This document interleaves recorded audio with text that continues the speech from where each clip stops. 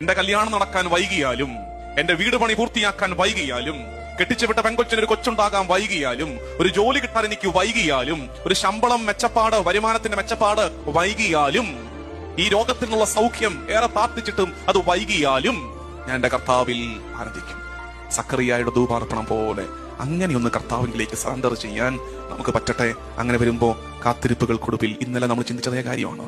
കാത്തിരിപ്പുകൾക്ക് അവസാനമുണ്ടെന്നും പ്രാർത്ഥനകൾക്ക് ഉത്തരമുണ്ടെന്നും നമ്മൾ തിരിച്ചറിയും. കാത്തിരിപ്പുകൾക്ക് അവസാനമുണ്ട്, പ്രാർത്ഥനകൾക്ക് ഉത്തരമുണ്ട്.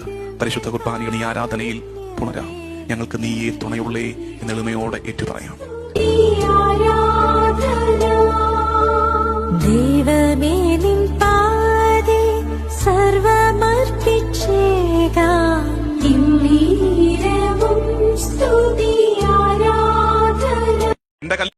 എന്റെ കല്യാണം നടക്കാൻ വൈകിയാലും, എന്റെ വീട് പണി പൂർത്തിയാക്കാൻ വൈകി